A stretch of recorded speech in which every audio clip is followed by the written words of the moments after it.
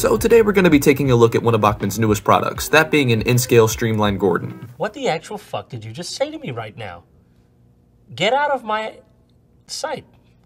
Get out of my sight. Nah, I'm just playing. This actually is a Capsule Plarail Gordon, one that I would fit a motor into, making it accessible to in-scale track. It just so happens to fit kinda perfectly inside of this packaging. Even Splatter has one, but his is a Kato pack. And today we'll be taking a look at how I motorize these two, and where I currently stand in my Capsule Plarail in-scale fleet. Also, huge shout out to the channel Small Thomas World, as they do this with not only wind-up toys, but minis and almost anything else, and their videos were a huge help. So without further ado, let's take a look at these two, starting with Gordon, who honestly is the most crude modification. His body shell sits on an unpowered Kato chassis, and he's driven from the Tinder using a donor chassis from a Lima locomotive. Or Lima, it doesn't matter. Since the Tinder is where the motor is stored, I would do my best to add a bit of weight to it, which is why this ugly metal block is here, but it really does help Gordon's performance. That and it wouldn't fit into the Tinder shell, so you gotta make do. Using a Dremel tool, I would not only hollow out the Tinder, but cut a hole in the front for the motor, and also using a Dremel would do the same with Gordon's body shell. Due to Gordon's small size, I would use a tram chassis, rather than a possibly larger one, and though it's not very accurate, it still doesn't look that bad in my opinion, so at least for now I'll likely leave it, as it does its job well for giving Gordon's body a way to roll. Now I just need to figure out a way to connect the Tinder to the body in a proper way, and once that's done I'll have a complete in-scale streamlined Gordon.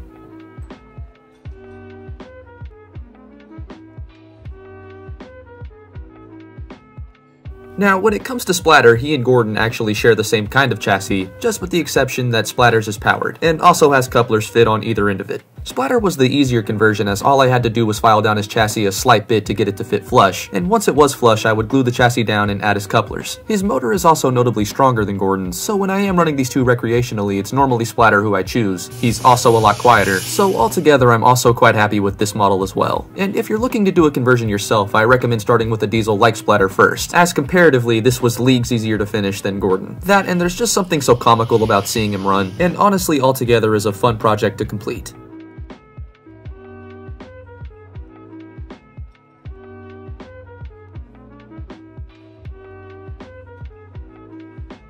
As a quick note, some of these models are increasingly rare and increasingly pricey, so should you want to try the conversion process, be sure to plan it out a little bit before you actually do it, as it's really not that hard to end up a couple $100s in the hole. Thankfully, such didn't happen with me this time, but I'd be remiss if I didn't say it could happen. So if you're going to do this, be careful and do it at your own risk. Just try to eliminate as many risks as you can before you start, like finding a proper chassis. Make sure you don't just dive straight into it and ruin a perfectly good model. And now that we've talked about all of that and gotten the boring stuff out of the way, let's actually see these two run. The two will also be running on the compact set that I featured in my haul video, so for those wondering exactly how big it is, you'll be able to see for yourself.